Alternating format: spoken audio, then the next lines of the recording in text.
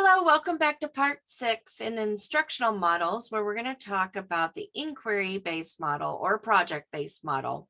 You also sometimes find it called project-based instruction, project-based learning, authentic learning. There's lots of different terms that kind of are associated with this model.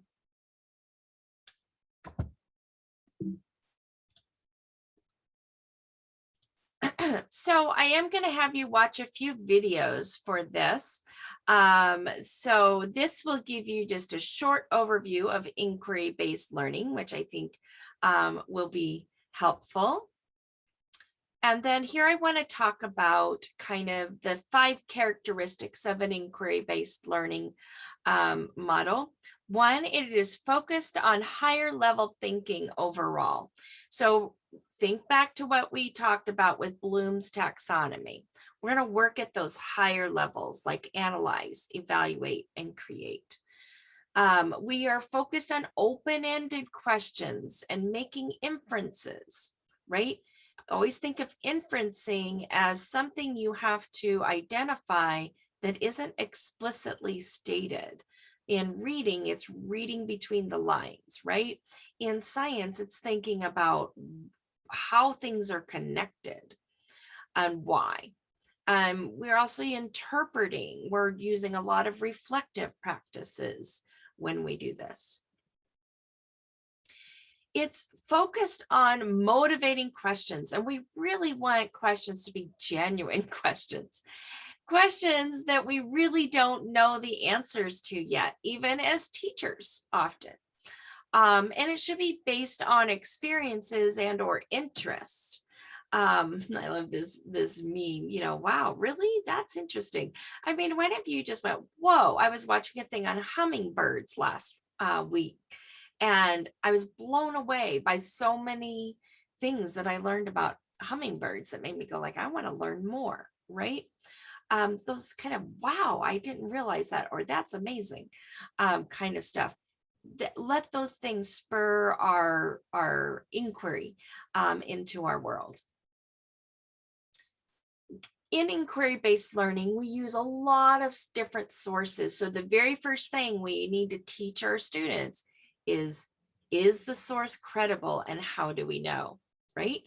Sure, we'll use online, but we also might use books. We might use articles. How do we know this is a credible source for us to be learning about different things?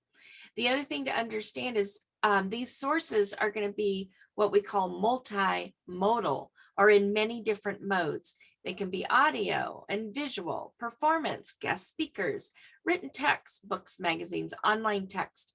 All these kinds of things can be used as our sources during our inquiry. And in inquiry-based learning, the teacher really is a facilitator. So a teacher might be saying things like, oh, let me help you do that. I can show you. Or let me help you find that. Oh, I think Johnny's done that. Let's ask him if he can help. What else do we need to know to answer that? What kind of an expert could we find to answer that, right? So it really is different than just standing there giving a lecture. It is letting the students engage in the learning, and then we're alongside of them facilitating that, giving them resources, giving them a little support. Maybe they need to learn how to do a particular calculation in order to respond in an experiment, right? So like, oh, let me show you how to do that calculation, right? So there is a space for direct instruction, but it comes right at the moment that they need it, if that makes sense. Also, inquiry-based learning should have meaningful products at the end of them.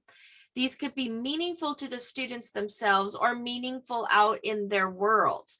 Here I have examples of meaningful products out in the world, but examples for meaningful for themselves could be creating their own memoir or their autobiography, or doing a biography about a family member, right? These things may not be put out into the world per se, but they're meaningful to the student. So here's some meaningful products that might happen. Meet a community need, such as having a food drive. So maybe the whole inquiry-based learning experiences around hunger in our community and in our world. So you're engaging in lots of understanding around that aspect, right? And then the culminating kind of product of your learning is a food drive where you're actively giving to the community. I had a student one time do an inquiry-based kind of experience based on solving a problem that he had because their cat was diagnosed with diabetes. It was a fascinating project, right? All sorts of learning and problem solving that had to happen. And at the end of the thing, that was a very meaningful product for him. He was now able to care for his cat. Helping others overall could be like a PSA, stop spreading germs. That's really important these days, right? So they got to learn how do germs spread in order to do that. Support a charity. And I just ran across this last week, so I thought I'd share these resources with you. A little shell artist gave all of his proceeds of the sales from the Strawberry Festival to the National Native American Boarding School Healing Coalition. And I love that, right? So this idea that we can be spurring such community actions for our students is really important. And very young students can do this as well as, up through high school. Okay, I'm going to have you watch 2 videos that are specific about project-based learning. Okay, and the first one talks about what it isn't, and they're going to be talking about project-oriented learning. Now, in this video, they kind of give the inference, right, that project-oriented learning is always bad. I don't know that I agree with them 100%. I think it can be bad if there's absolutely no purpose around it, which is how it's being presented here.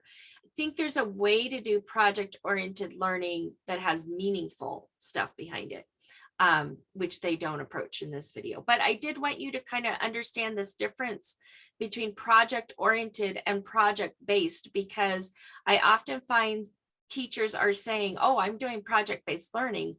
And the reality is the kids are just like building a model at the end, right? Which you'll see here is more project-oriented learning.